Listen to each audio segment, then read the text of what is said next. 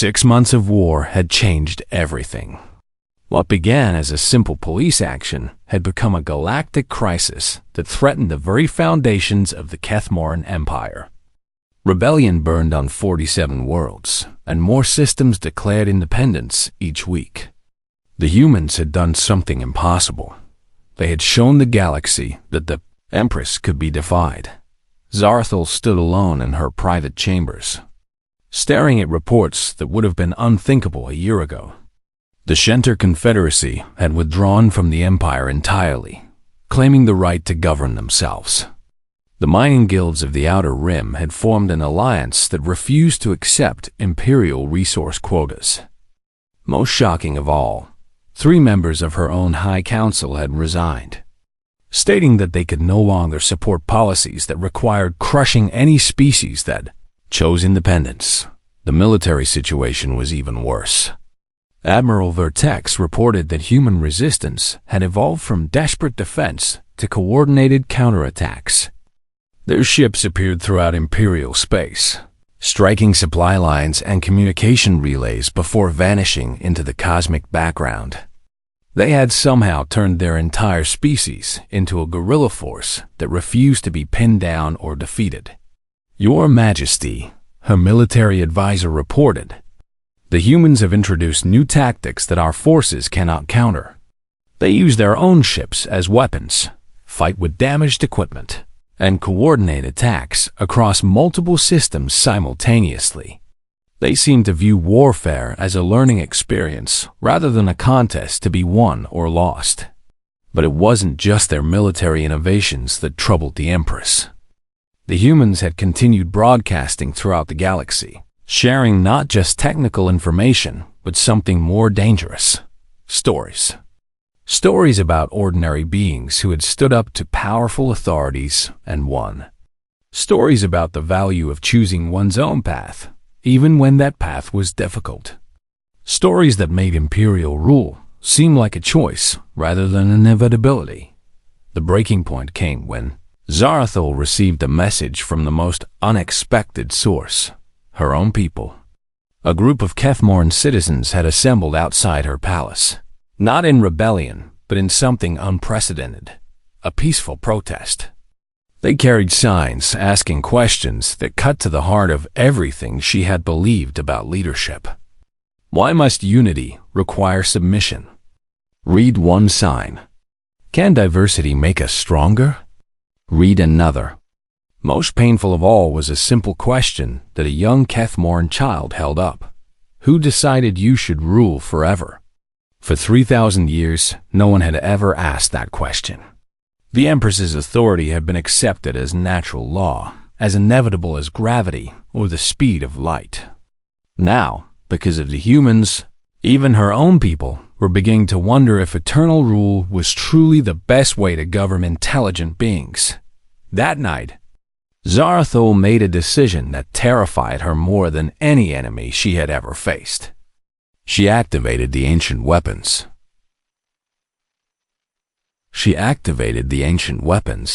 Planet-killing devices left over from the wars that had ravaged the galaxy before her empire brought peace. She would end this rebellion by destroying its source. Earth would become a warning to any species that thought they could choose independence over Imperial protection.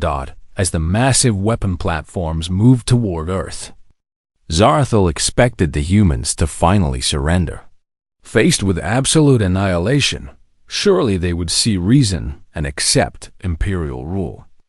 Instead, the human response came from an unexpected source: her own fleet. Captain Dalwyn of the Imperial cruiser Eternal Justice opened a channel to the flagship. "Your Majesty," he said, his voice heavy with regret, "I cannot follow this order. The destruction of an entire world for the crime of wanting freedom. This is not the empire I swore to serve."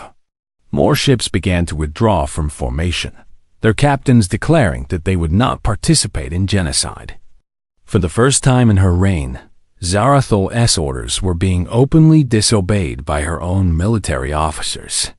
"Your Majesty," Admiral Vertex reported with obvious distress, Approximately 30% of our fleet has withdrawn from the operation. They're requesting permission to return to base, rather than participate in planetary destruction. The Empress realized with crystalline clarity that she stood at a crossroads that would define not just her reign but the future of galactic civilization. She could force her remaining loyal ships to carry out the attack, demonstrating that defiance would be met with extinction. Or she could acknowledge that the humans had revealed a fundamental flaw in her approach to leadership. As the ancient weapons charged their planet-killing batteries, a final transmission came from Earth. It wasn't from their governments or their military leaders, but from the same young citizen journalist who had first responded to her ultimatum.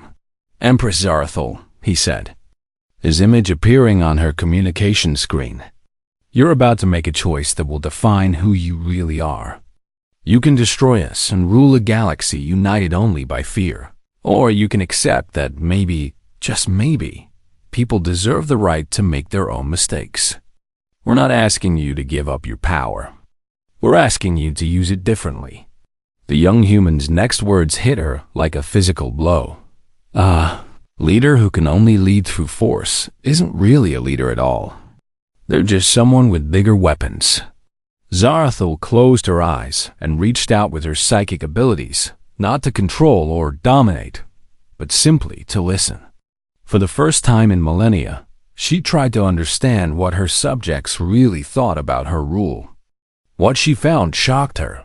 Gratitude for the peace she had brought. Yes, but also a deep, unspoken longing for something she had never offered. The freedom to choose their own paths. Her subjects had accepted her rule not because they loved it, but because they had never imagined any alternative was possible. The humans had shown the galaxy that alternatives did exist.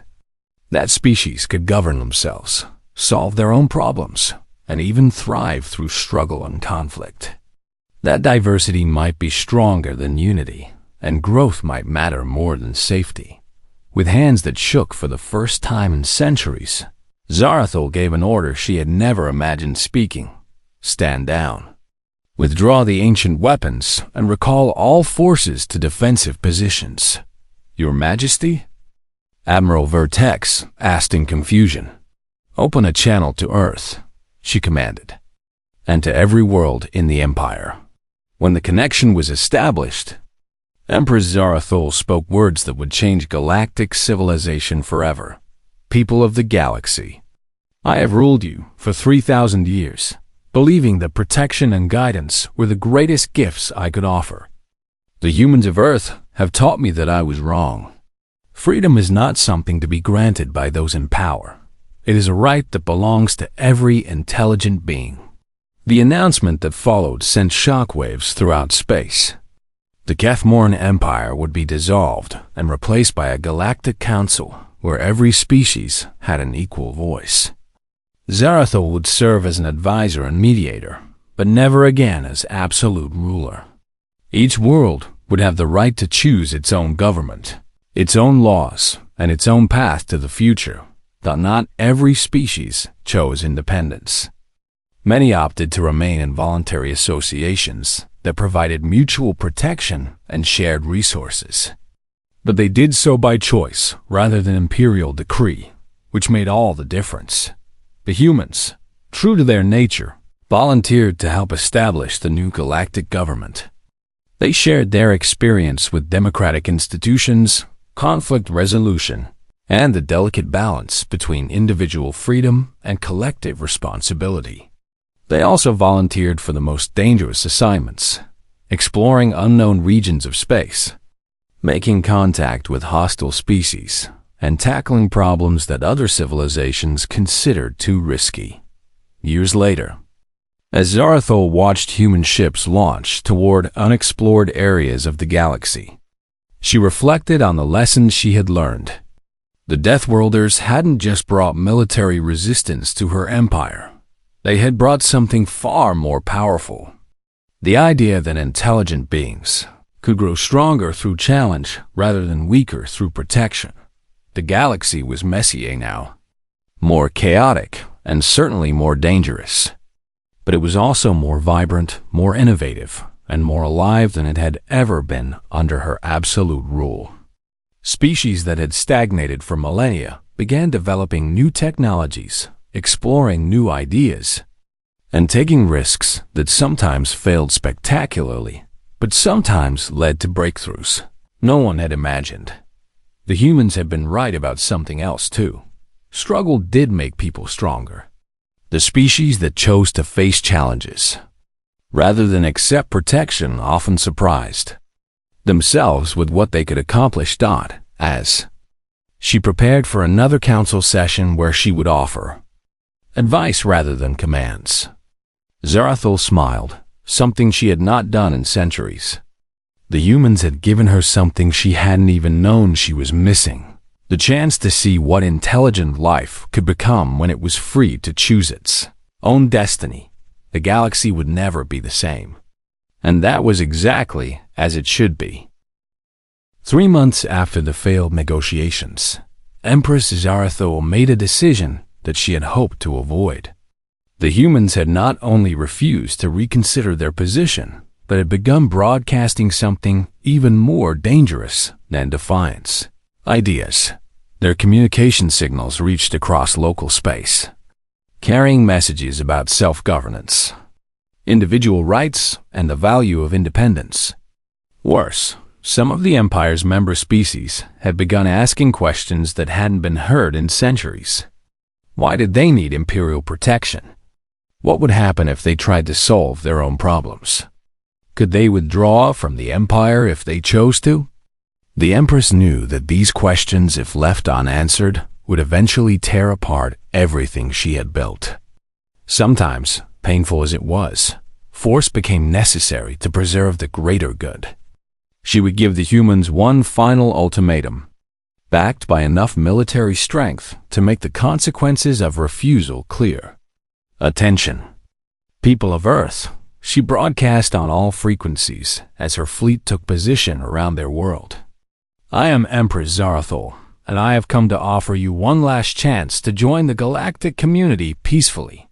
Submit to Imperial authority within 24 hours, or face the consequences of your defiance. The human response came within an hour, not from their governments, but from someone who identified himself as a citizen journalist broadcasting from their moon. "Hey, Empress Lady," the young male said with shocking casualness. "Thanks for the ultimatum and everything, but we're going to have to pass on the whole submission thing. We talked it over, and we're pretty attached to this whole freedom concept. No hard feelings, though. Want to try diplomacy one more time?" "No hard feelings?" Zarathul stared at the communication display in disbelief. She had just threatened to destroy their entire civilization, and they were treating it like a minor disagreement between neighbors. When the 24-hour deadline passed without surrender, the Empress reluctantly gave the order to begin military operations. She expected the humans to see reason quickly once they understood the overwhelming force arrayed against them. Most species submitted after a few demonstration strikes that showed the futility of resistance. The first Imperial attack targeted military installations on Earth's moon, intending to cripple their space defenses without causing civilian casualties. What happened next shocked every military officer in the fleet. The humans fought back. Not only did they fight back, but they did so with a ferocity and creativity that violated every assumption about how civilized species conducted warfare. Their ships were crude compared to Imperial technology, held together with metal welding and chemical propulsion systems that belonged in museums. But they moved in patterns that confused targeting computers, used their own damaged vessels as weapons, and seemed to have no concept of acceptable losses. Admiral Vertex, commanding the assault force, watched in amazement as a human ship with its hull breached in 3 places deliberately rammed one of his cruisers. The impact destroyed both vessels, but the humans seemed to consider this an acceptable trade. "Your Majesty," he reported, "the Deathworlders are Their tactics make no sense. They're using suicide attacks, improvised weapons, and strategies that no military academy would ever teach. They're treating space combat like some kind of desperate street fight. The Empress tried to understand what she was seeing. In 3,000 years of ruling the galaxy, she had never encountered resistance like this. When civilized species fought, they followed recognized rules that minimized casualties and respected the inevitability of superior force. These humans seemed to think that any tactic was acceptable if it gave them even a small chance of victory. Worse, their primitive equipment was somehow more effective than it should have been. Their ships were designed to operate in the hellish environment of their own system, which meant they could function in battle conditions that would disable Imperial vessels. When their hulls were breached, they sealed the damage with materials that hardened in vacuum. When their weapons were destroyed, they improvised new ones from ship components. The humans also showed a disturbing willingness to accept catastrophic losses in exchange for minor tactical advantages. They would sacrifice entire squadrons to damage a single Imperial ship, treating their own lives as just another resource to be expended for strategic gain. Admiral Zarathul commanded, "Increase the scale of operations. Show them the full might of the Imperial fleet." But as the conflict escalated, something unexpected began to happen throughout the Empire. News of the human resistance spread faster than Imperial censors could contain it. For the first time in millennia, member species were witnessing a successful challenge to Imperial authority, and they began to ask dangerous questions. On the mining world of Kethva, workers organized what they called a strike, refusing to report for duty until their working conditions were improved. On the agricultural planet of Yilmar, farmers demanded the right to choose what crops they would grow, rather than following Imperial agricultural plans. On dozens of worlds, beings who had never questioned Imperial rule began to wonder if there might be alternatives. The humans, somehow aware of these developments, began broadcasting messages directly to the rebellious worlds. They shared technical information about organizing resistance movements, provided encouragement to beings who felt powerless against Imperial authority, and most dangerously, offered proof that even the Empress could be defied. People of the galaxy, came a transmission from Earth as Imperial forces bombarded human military bases. You don't have to accept rule by others just because they're stronger than you are. Freedom isn't given by those in power. It's taken by those brave enough to demand it. We're not fighting just for Earth. We're fighting for the right of every species to choose its own path. Admiral Vertex reported that the humans had somehow turned their entire solar system into a fortress. Mining stations had become weapons platforms. Civilian ships had been converted into improvised warships. Even their orbital habitats were fighting back, using industrial equipment as weapons against Imperial forces. Most unsettling of all, they seemed to be learning from each engagement, adapting their tactics faster than Imperial strategists could counter them. Their ship designs evolved in real time, incorporating lessons from each battle into new configurations that exploited weaknesses in Imperial technology. Your Majesty, Admiral Vertex reported during one particularly frustrating engagement. They're not fighting like any civilized species. They're fighting like the predators from their own world. They seem to enjoy the challenge of facing superior odds. The Empress watched the tactical displays with growing unease. What had begun as a simple police action to restore order had become something else entirely. The humans weren't just resisting Imperial rule. They were demonstrating that such resistance was possible. Every day they continued to fight was another day that other species could see Imperial power being challenged. More disturbing reports arrived from across the Empire.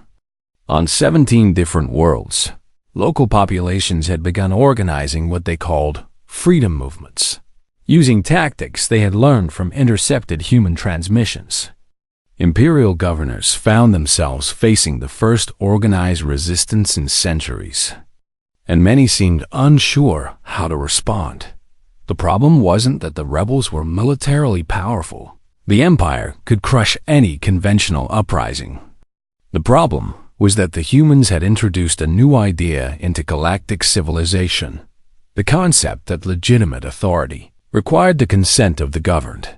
For 3,000 years, the Empress had maintained peace through the simple expedient of making resistance seem impossible. The humans had proven that even impossible resistance could succeed if the people attempting it were willing to pay any price for freedom. As reports of spreading unrest reached Nexus Prime, Zarathul realized that she faced a choice she had never wanted to make. She could escalate the conflict with Earth until the planet was reduced to radioactive dust, demonstrating to the galaxy what happened to those who defied Imperial rule. Or she could accept the possibility that her empire might need to change in ways she had never imagined. The humans had done something no enemy had ever accomplished. They had made her question whether absolute power was worth the price required to maintain it. Every day, the war continued. More Imperial citizens began to wonder if their Empress was truly as wise and benevolent as they had always believed. For the first time in her immortal life, Zarathul wondered if she might lose more than just a battle. She might lose the unquestioning loyalty that had made her empire possible in the first place. Empress Zarathul stood on the bridge of her flagship, the Eternal Dominion, as it emerged from hyperspace at the edge of the Sol system. Behind her followed a modest fleet of 100 ships, enough firepower to level continents but small enough to appear non-threatening. She had come to personally resolve this unusual situation with the Deathworlders. Her scientific advisors crowded around sensor displays, their faces growing pale as data streamed in from the system. What they found defied everything they knew about how species should develop. "Your Majesty," Chief Scientist Colton reported, his voice shaking slightly. "The readings from their homeworld are disturbing. Gravity is 1.6 times galactic standard. The atmospheric pressure would crush most of our species. The oxygen levels are so high they're practically toxic, and there are trace elements in the air that would be lethal to breathe." "Go on," Zarathul said calmly, though inwardly she was amazed. How had evolution produced intelligence under such harsh conditions? The surface temperature varies wildly across the planet, from regions cold enough to freeze most biological processes to areas hot enough to cook proteins. Their oceans contain enough dissolved minerals to poison most known life forms. And the radiation levels. Colfin paused, double-checking his instruments. "Your Majesty, their star bombards the planet with radiation that would sterilize most worlds. Yet these beings seem to use it as an energy source." But the strangest discovery was that the humans hadn't just survived on their death world. They had spread throughout their entire system. Mining stations operated in asteroid belts that would crush normal ships. Research facilities floated in the radiation-soaked atmosphere of their gas giants. Most impossibly, they had built colonies on worlds with no atmosphere at all, surviving in environments that were essentially open space. "How many are there?" Zarathul asked. "Approximately 8 billion on the homeworld alone, Your Majesty, with several million more scattered across their system. They've been spacefaring for less than a century, yet they've already begun terraforming operations on multiple worlds." The Empress absorbed this information in silence. 8 billion individuals living on a world that should have supported perhaps a few million at most, if any at all. And they had accomplished spaceflight not through gifts from a superior civilization, but through their own determination and ingenuity. When the human delegation arrived aboard the Eternal Dominion for formal negotiations, Zarathul got her first direct look at the Deathworlders. They moved through the ship's corridors with a casual confidence that surprised her.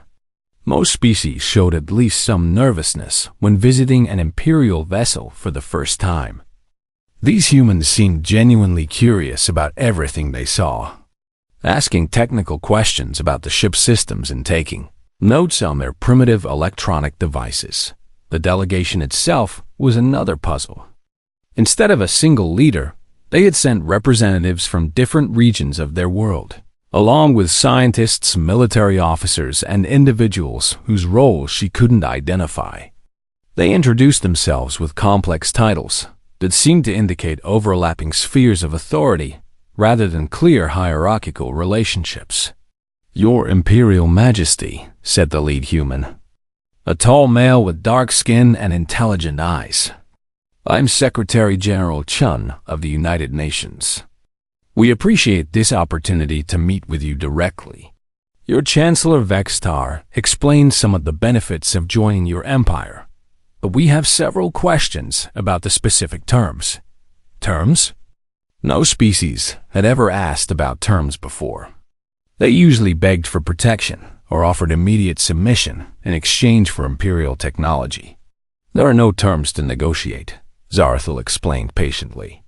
"The Empire offers protection, advancement, and prosperity to all species. In exchange, you acknowledge Imperial authority and contribute to the common good of galactic civilization." A female human with short blonde hair leaned forward. "But what if our contribution to galactic civilization is maintaining our independence? What if diversity of government and culture makes the galaxy stronger rather than weaker?" For 3,000 years, Zarathul had guided species toward unity and cooperation through her psychic abilities. Conflicts arose from misunderstanding, and misunderstanding could be eliminated by sharing thoughts and emotions directly.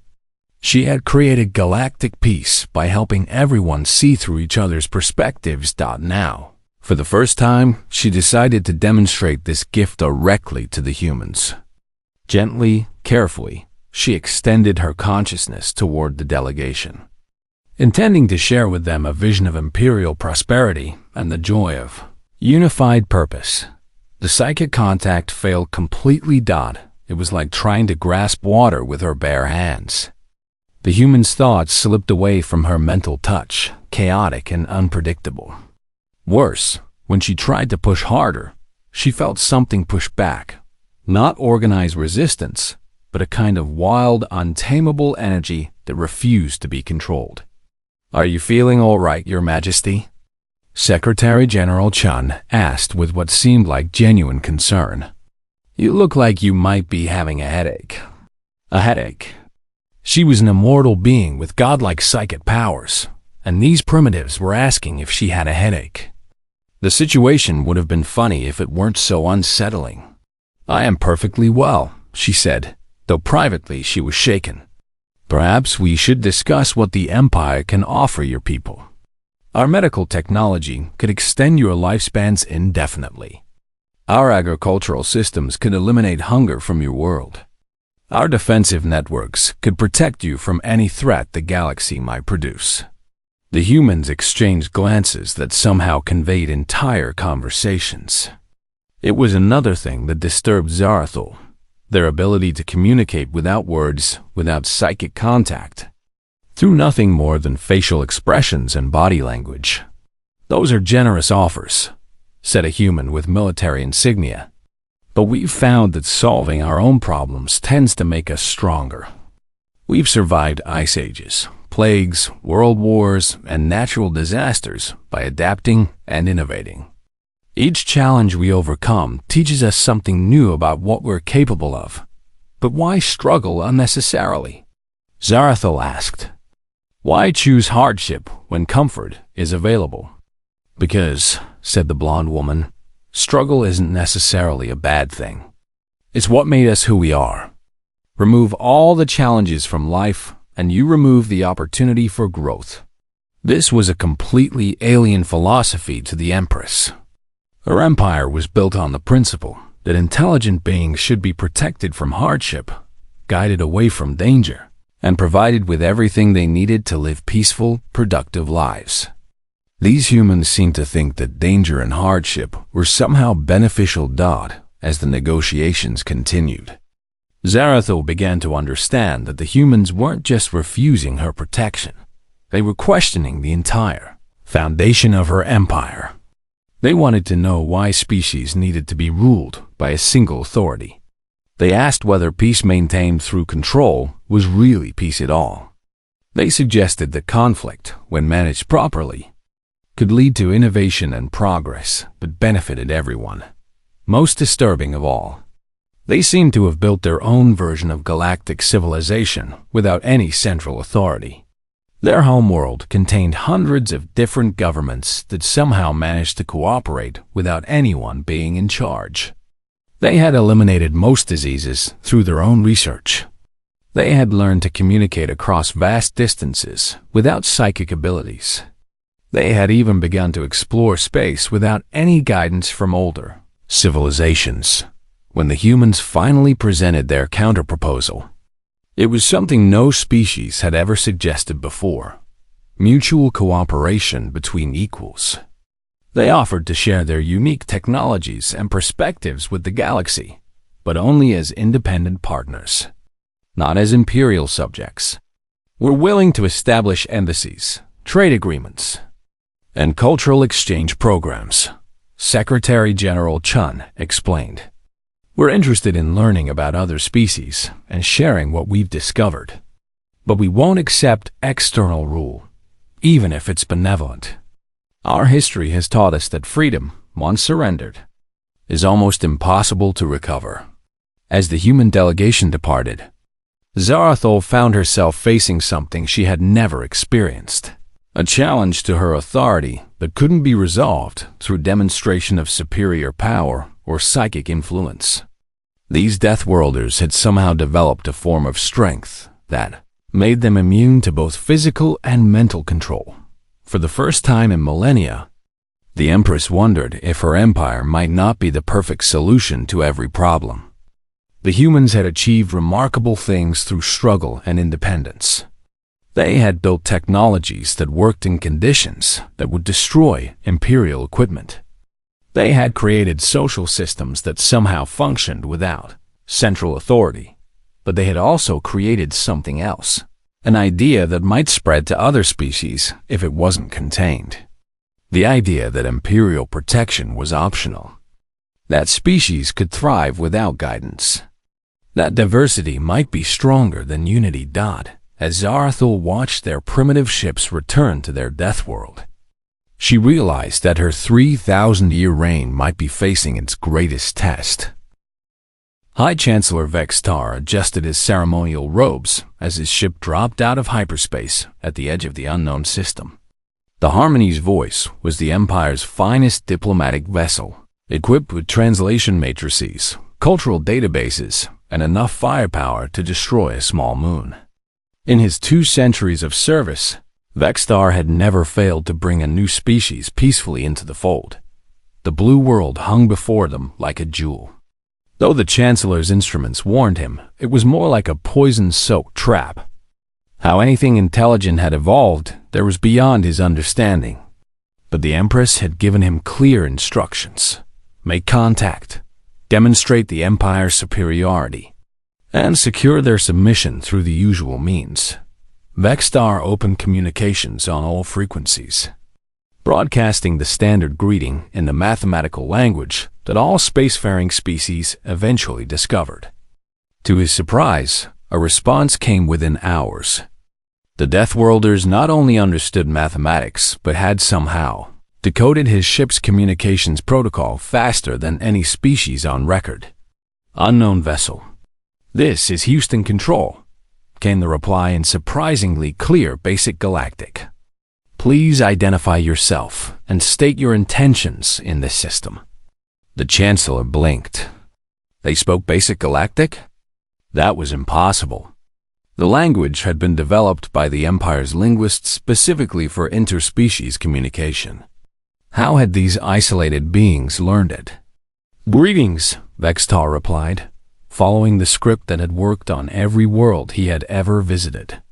I am High Chancellor Vextar of the Kethmoran Empire, speaking for Her Imperial Majesty Empress Zarathul. ruler of the galaxy and protector of all intelligent life. We come in peace to welcome your species into the great community of galactic civilization." There was a long pause. Then, "Roger that, Chancellor. We appreciate the contact. Could you provide some documentation about your government structure, territorial claims, and legal framework? We'd also like to schedule meetings with your diplomatic staff and cultural attaches." Vextar stared at his communication officer. In his entire career, no species had ever asked for documentation. They usually wanted to know about the Empire's technology, or its military power, or how quickly they could receive aid for their various problems. They certainly never asked about legal frameworks. Yes, of course," Vextar stammered. "But perhaps we should begin with a demonstration of what the Empire can offer your people. May we approach your world to establish a more formal diplomatic presence?" "Certainly, but we'll need to clear that through several channels first." "Which governments were you planning to negotiate with?" "We have about 200 sovereign nations down here, plus various international organizations and treaty groups." The Chancellor's head began to hurt. 200 governments? How did anything get decided with 200 different rulers, all trying to lead the same species? It was chaos. It was inefficient. It was impossible. "Perhaps," Vextar said carefully, "we could speak with your primary leader, the individual who speaks for your species as a whole." Another pause. Then something that sounded almost like laughter came through the cum. "Well, that's going to be tricky. We don't really work that way. Tell you what, why don't you send down a shuttle to the United Nations headquarters in New York? They're probably your best bet for coordinating this kind of thing, though they'll want to involve the major powers and regional blocs pretty quickly." The United Nations? Major powers? Regional blocs? Vextar's cultural training had covered thousands of different government types, from hive minds to warrior castes to absolute monarchies, but this was something entirely new. How did a species coordinate anything with so many separate leadership structures? Against his better judgment, Vextar agreed to send down a shuttle. The Deathworlders provided landing coordinates and assured him that diplomatic immunity would be respected. They also warned him that the local atmosphere was a bit thick and suggested he bring environmental suits rated for high pressure. When the shuttle landed in the city they called New York, Vextar got his first real look at Deathworlder society. The place was chaos made visible. Millions of beings moved through structures that reached toward the sky like metal forests. Vehicles flowed through organized patterns that somehow avoided constant collisions. The noise alone would have driven most galactic species to madness within hours. Yet somehow, it all worked. The beings called humans moved through their urban maze with casual efficiency, managing complexity that would have required a small army of imperial administrators to coordinate.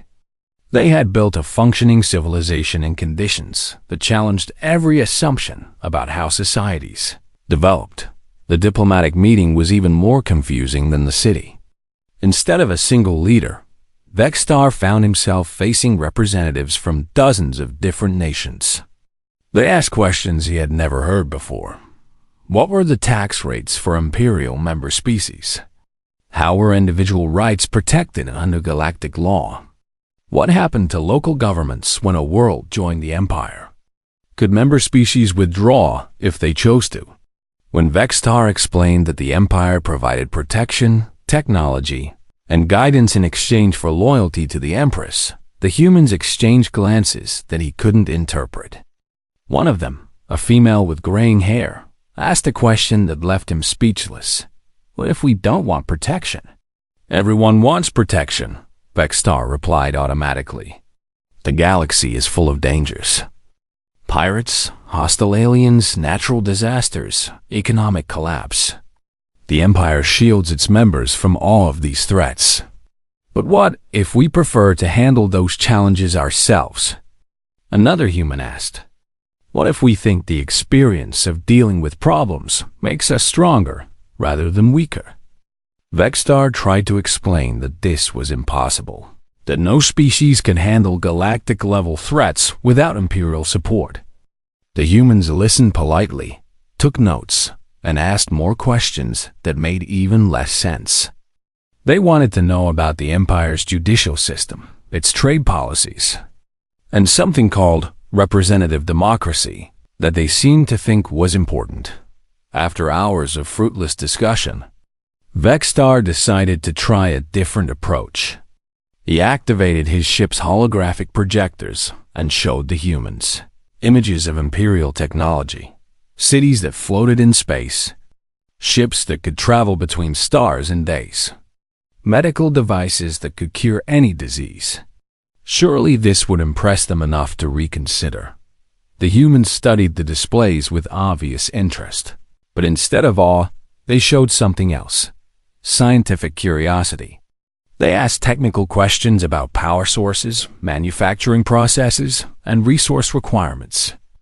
They seemed more interested in understanding how the technology worked than in acquiring it for themselves. Finally, growing frustrated, Vexstar decided to demonstrate the Empire's power more directly. He sent a mild psychic suggestion to the human representatives, the kind of gentle mental nudge that helped other species see reason. He projected thoughts of peace, security, and the benefits of Imperial membership. The humans blinked, looked around the room, and one of them asked, "Did anyone else feel that? Like someone walking over your grave?" Vexstar tried again, pushing harder this time. The humans showed mild discomfort, but no sign of mental influence. Their thoughts remained chaotic, uncontrolled, and completely resistant to his suggestions. It was like trying to catch smoke with his bare hands. "Chancellor," the gray-haired woman said, "I think we need to take a break. We'll need time to consult with our respective governments about your proposals. Perhaps we could establish formal embassies and continue these discussions over the coming months." Months? Vexstar had never needed more than a few days to secure a new species submission. But these humans seemed to think that major decisions should take time, should involve multiple levels of discussion, and should somehow include the opinions of ordinary citizens rather than just their leaders. As his shuttle lifted off from the Deathworld, Vexstar composed his report to the Empress. For the first time in his career, he had to admit failure. The Deathworlders had not only refused Imperial protection, but had seemed genuinely confused by the very concept. They wanted to remain independent, to face the galaxy's dangers on their own terms. Worse, they had proven immune to psychic influence. Whatever had evolved in them during their struggle to survive on their hostile world had made their minds as tough and resistant as their bodies. They would not be guided, would not be controlled, and would not accept the Empress's protection. Vexstar suspected this would not be the end of the matter. The Empress did not accept failure easily, and she had never encountered a species that refused to join her empire. These humans might think they wanted independence, but they had no idea what forces they were challenging. The galaxy had been peaceful under the Empress's rule precisely because all intelligent species recognized her authority. These Deathworlders threatened to upset that balance, whether they realized it or not. Empress Zarathul stood at the edge of her crystal palace, looking out at the endless stars that belonged to her. For 3,000 years, she had ruled the galaxy with wisdom and power that no other being could match. Her empire stretched across 40,000 star systems, and every intelligent species in known space called her their leader. The Kethmorn Empire was the greatest civilization the galaxy had ever seen. Zarathul Ace people had built it through careful diplomacy, superior technology, and her own incredible abilities. She could read minds across vast distances, see glimpses of the future, and live forever while others aged and died. To most species, she seemed like a goddess walking among mortals. From her throne world of Nexus Prime, Zarathul governed with a gentle but firm hand. When conflicts arose between different species, she would reach into their minds and help them understand each other. When pirates threatened trade routes, her fleets would appear as if by magic to restore order. When new technologies were discovered, her scientists would improve them and share the benefits with everyone. The galaxy had known peace for longer than most civilizations had existed. The great wars that once raged between star systems were now just stories told by old historians. Children grew up never knowing the fear of invasion or the hunger that came with failed harvests.